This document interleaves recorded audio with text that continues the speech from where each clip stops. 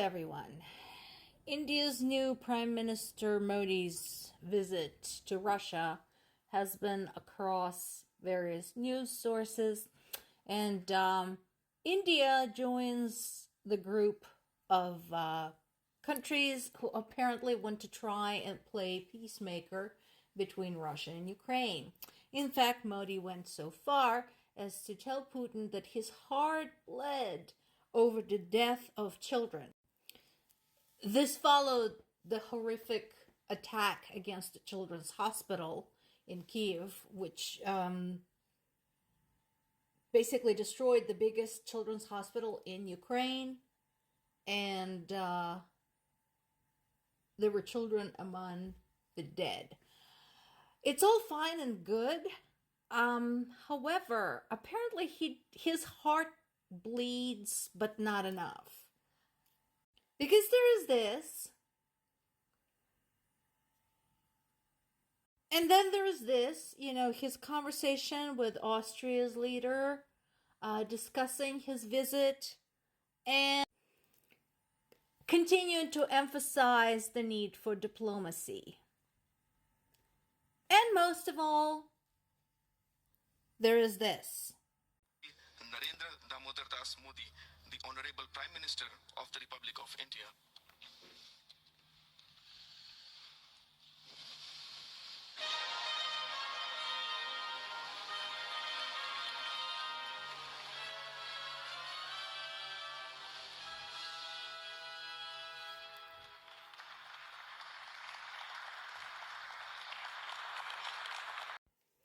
Aw, wasn't that sweet?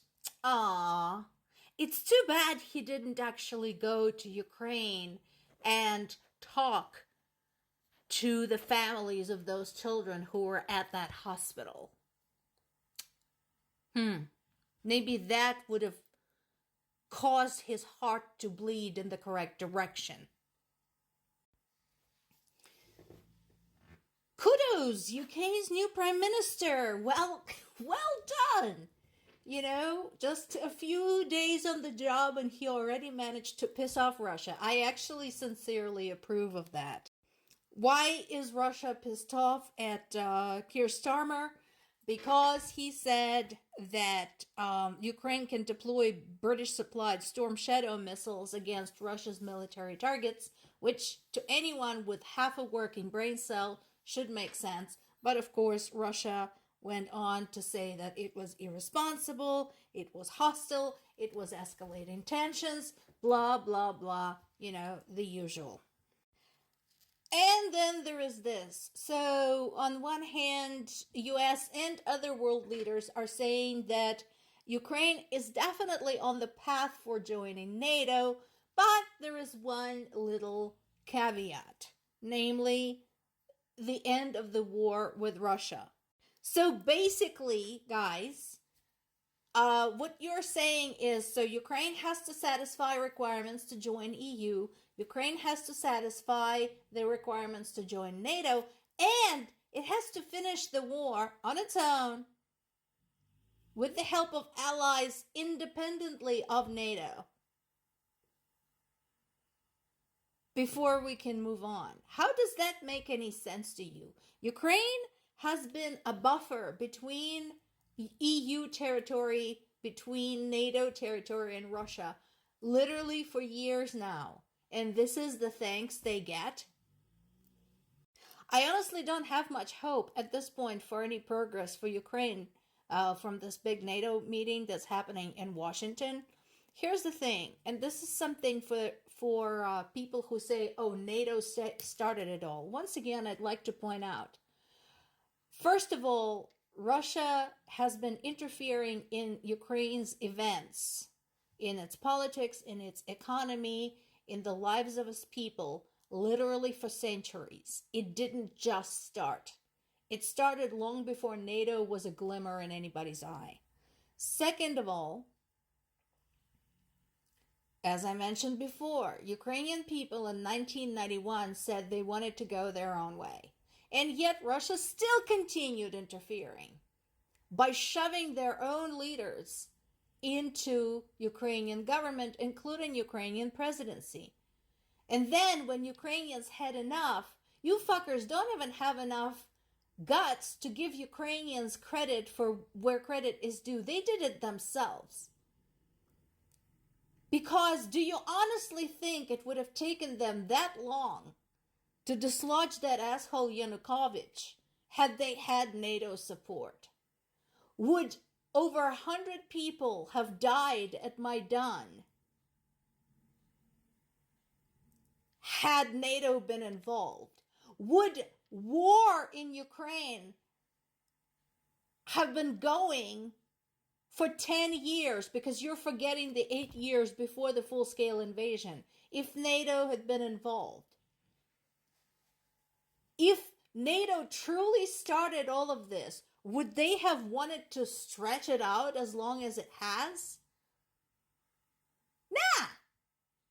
NATO has the capacity to wipe out every single Russian soldier on Ukrainian territory in 2 days. And I'm not just making it up. That's war experts' opinion, not mine. But I tend to believe them because this is their profession. This is what they know best.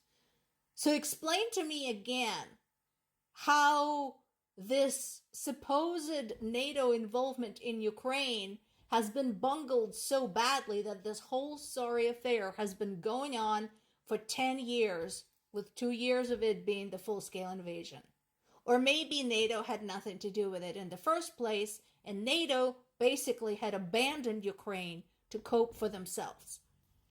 Now, this is what I call support. Peter Magyar, who is an opposition leader in Hungary, opposition to Orban, actually went himself to Kiev. He walked the walk to deliver the aid after the hit against the children's hospital. His party, on its own, independently, raised roughly $41,000, gathered up medical supply and food donated by other people, and went and took it. That's how you help. That's how you do it. As many of you know, I am not a huge fan of Zelensky, and I talked about this many times. I've discussed this tons of times. But I do give credit where credit is due. And in this case, I definitely give credit. He's right. It's been long enough. Putin does not understand sanctions. Putin continues getting help from his allies who don't dawdle, who don't ask what this is for, who don't question the moral implications or economic implications or political implications. He only gets brute force. Every time in history, Russian Empire's influence or Soviet Union's influence was stopped, involved concerted effort and frequently armed conflict. You don't believe me? Again, go read the history. You don't have to take my word for it. And in this particular case, Zelensky is absolutely right. How long are we all going to sit on our collective asses and pretend like this is somehow going to resolve itself? That is bullshit.